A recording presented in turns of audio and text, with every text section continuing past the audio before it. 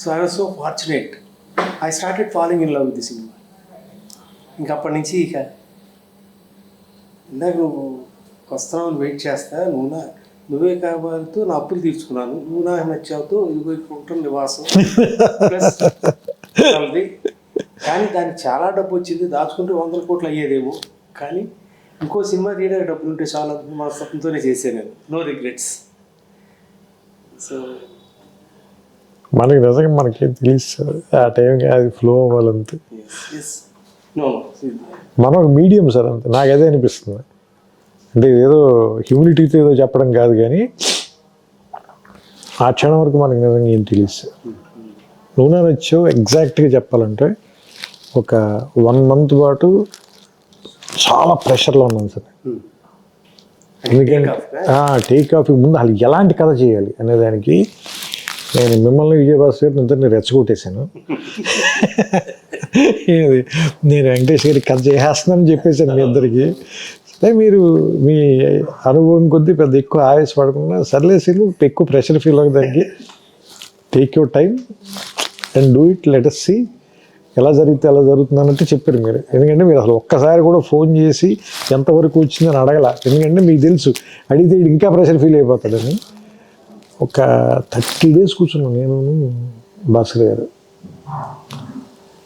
రోజు రావటం, ఆయన ఇంట్లో కూర్చోవటం, లేదంటే నా రూమ్లో కూర్చోవటం, లేదంటే శ్రవంతి ఆఫీస్కి రావటం, కొమ్మని తింటాం, వెళ్ళి పడుకోవటం తప్ప అసలు ఏమి అసలు ఒక 20 days 30 days అయితే ఏమీ రాలేదు sir. Nothing was in my mind. ఒకరోజు సడన్గా నాకు కళ అనుకోవచ్చు సార్, అది మీరు కళ లాంటిది నిద్రపోతుంటే వచ్చిందో ఏంటో అలాంటి ఫీలింగ్. ఏంటంటే ఒక కాలనీలో ఒక అమ్మాయి తాలూకు ఎంగేజ్మెంట్ జరుగుతుంది. ఫస్ట్ చెప్పింది గుర్తుందో లేదు, ఎంగేజ్మెంట్ జరుగుతుంది. అదే కాలనీలో వాళ్ళ ఇంటి ఎదుర్కొన్న ఇంట్లో అద్దెకి దిగారు. ఎవరు హీరో వాళ్ళ ఫాదర్ వాళ్ళు. వాళ్ళ మదర్ లేదు కాబట్టి రేపు పంపించడానికి పాలు కావాలి, వెళ్ళి వాళ్ళ ఇంటికి వెళ్ళి తీసుకురా అంటే వాళ్ళ ఇంటికి వచ్చినప్పుడు ఆ అమ్మాయి వాళ్ళ ఇంట్లో ఎంగేజ్మెంట్ జరుగుతుంది, ఆ అమ్మాయికి అనే విషయం ఇది తెలుస్తుంది. అక్కడ వాళ్ళిద్దరు మొట్టమొదటి పరిచయం. అక్కడి నుంచి లవ్ స్టోరీ స్టార్ట్ చేద్దాం సార్. ఎందుకంటే ఎవరైనా ఇప్పటిదాకా ప్రీ క్లైమాక్స్లో కదా హీరో హీరోయిన్కి వేరే వాళ్ళతో ఎవరితో ఎంగేజ్మెంట్ అవడం. Suppose if it is the Inception point వేస్తే అంటే అప్పుడు మీరు అన్నది కూడా నాకు చాలా కష్టం కదా, మరి మిగతా సినిమా అంతా ఎలా నడుపుతుంది, పైన ఎట్లా నడుపుతుంది దీని మీద, అది నీకు ఎక్కడ ఇబ్బంది అనిపించుకున్నాను నడపాలి. ఏదో ఒకటి అంటే వైల్డ్గా కథ చెప్పేయటం కూడా కాదు కదా మన ఉద్దేశం. So it has to be under the society నార్మ్స్లో ఉంటూ ఎట్లా చేయగలవు నువ్వు అంటే then it started flowing sir. Next 10-15 రోజులు మొత్తం సినిమా ఫస్ట్ ఐడియా స్ట్రైక్ అవ్వగానే అన్నీ మారిపోయాయి. అసలు వాళ్ళ కాలనీలో దిగటం అనేది లేదు, వీళ్ళ ఫాదర్ ఫ్రెండ్స్ అని అదొకటే ఉంది, మిగతావన్నీ మారిపోయి.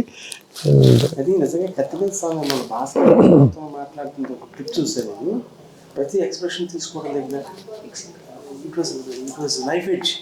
ఎక్కడ దాటాలి నువ్వు రాయటం, తను ప్రజెంట్ చేయటం కానీ పెర్ఫార్మెన్స్ అది అసలు మనం అంటే అంత ఫాస్ట్గా కంప్లీట్ అవుతుంది అనేది నేను ఊహించు. స్ట్రైక్ అయ్యి అప్పుడు నాకు భయం వచ్చేసింది. ఏంటంటే మనం అనవసరంగా ఇది కమిట్ అయినట్టున్నాం మనం. నేను చెప్తాను, మనకి October 13న నువ్వే కావాలి రిలీజ్ అయింది. సో ఆ జోష్లో వాటిలో నువ్వెవరు వెళ్ళటం, లేకపోతే నేను అక్కడెక్కడ పార్టీలు చేసుకోవటం. నవంబర్లోనూ ఎప్పుడు మరి సినిమా స్టార్ట్ చేసేద్దామా ఇప్పుడు ఫిబ్రవరిలో మనం సినిమా షూటింగ్ స్టార్ట్ చేసాం. నువ్వే కావాలి 100 days అప్పుడు నేను భాస్కర్కి వెళ్ళాము, చెన్నై రికార్డింగ్లో ఉన్నాం.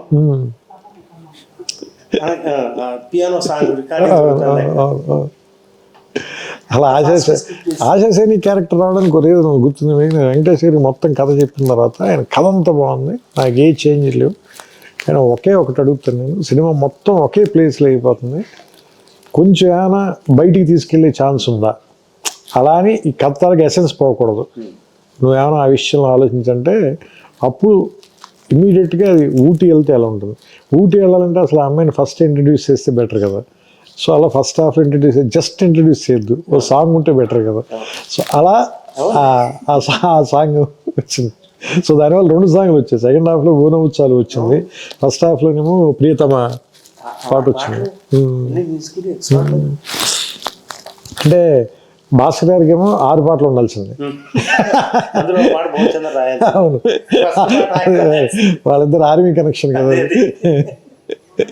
శాస్త్రి గారు కూడా అదేనా, ఇది భువన్ చంద్ర పాట అయ్యాది. ప్రీతమ అని రాసినట్టున్నారు కదా, భువన్ చంద్ర గారు రాసినట్టున్నారు. ప్రీతమ పాట పియానో సాంగ్. కోటి కూడా ఏ మాట ఎక్స్ట్రాడినరీ. అసలు ఈ సాంగ్స్ ఎంత అద్భుతంగా వచ్చినా బ్యాక్గ్రౌండ్ స్కోర్ మీకు తెలియదు సీను. నేను భాస్కర్ కలిసి బ్యాక్గ్రౌండ్ స్కోర్ అయిన తర్వాత రామారాయణ చూశాను. నాకు టెన్షన్ వచ్చేసింది. అందులో చాలా ఓవర్ డబ్స్ యాడ్ చేయలేదు. మిస్ అయిపోతుంది. ఏంటి ఏదో తేడా కొడతాను. నేనున్న తర్వాత వచ్చినప్పుడు మీరే చేయించారు. భాస్కర్ గారు కూడా లేరు, మీరే కూర్చున్నారు. నేను వచ్చి దాదాపు ఒక రాత్రి ఆల్మోస్ట్ ఆ రోజు ఒక 1 గంట దాకా కూర్చున్నాం మనం. అంత 6 రోజుల ముందు చూసి డిసప్పాయింట్ అయ్యాను. ఎక్కడో ఏదో తేడా కొడుతుంది.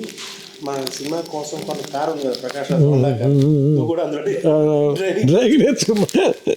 ఆ కారు వేసుకుని వెళ్ళిపోతున్నాం విజయవాడ రోడ్లో. ఆర్ఎఫ్సి దాటిన తర్వాత గుర్తొచ్చింది.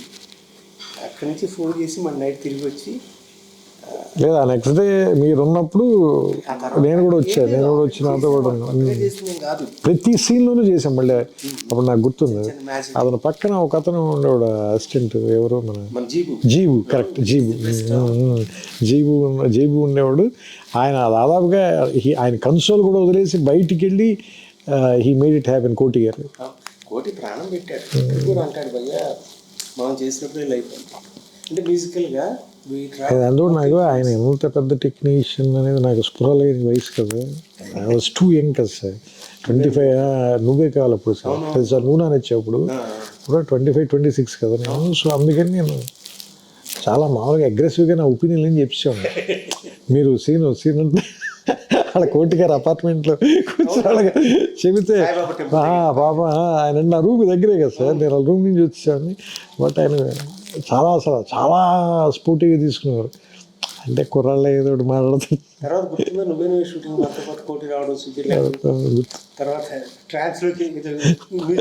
పప్పులో చికెన్ కలిపి ఉండేవాడు, గుర్తుందా మీకు? మీరు అన్నారు ఇది ఒక విచిత్రమైన వంటకం అయ్యేది, ఇప్పుడు దాకా నేను ఎప్పుడు తినలేదన్నారు. అలాగే హారతి గుర్తుందా మీకు? రోజు పొద్దునే ఫైర్ డిపార్ట్మెంట్ వాళ్ళు పోలీసు వాళ్ళు వచ్చి తరుణ హారతి ఇస్తుంటే చాలా డబ్బులు కట్టాం. అది గుర్తుంది నాకు. మీరు మీ భక్తి చాలా కాస్ట్లీ.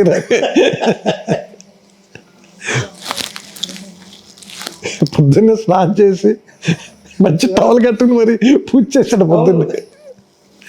మరి పూజ చేసి వాడు అమ్మగారికి చెప్పాలి కోసం వాడు నేను చాలా భక్తిగా పూజ చేశాను. ప్రియతమ పాటకి ముందు ఒక సీన్ ఉంటుంది సార్, ఆశా సైనికి వెంకటేష్ గారికి మధ్యలో ఒక సీన్ ఉంటుంది, పికప్ సీన్ ఒకటి. అంటే చాలా మెలోడ్రామాటిక్గా మాట్లాడతాడు. నేను మిమ్మల్ని చూడలేను నేను, ఎందుకంటే మీ కళ్ళలో చూస్తే నేను తట్టుకోలేని ఇవన్నీ చెప్తాడు కదా. ఆ సీన్ ఒకటి రవీంద్ర బాబు గారు చాలా బాగా లైటప్ చేశారు. నేను లొకేషన్కి వచ్చాను, అది రామానాయుడు స్టూడియోలో పైన ఫ్లోర్లో తీశారు. అది నేను వచ్చినప్పుడు అసలు ఈ కాస్ట్యూమ్ కూడా చాలా బాగుంటుంది. ఎవరికి? మన వెంకటేష్ గారి కాస్ట్యూమ్ కూడా చాలా బాగుంటుంది. అమ్మాయి కూడా చాలా బాగుంటుంది, ఎవరు ఆశాది కూడా మంచి కాస్ట్యూమ్. నేను చూస్తున్నాను, అది చూస్తున్నాను, చాలా బాగా లైట్ చేశారు.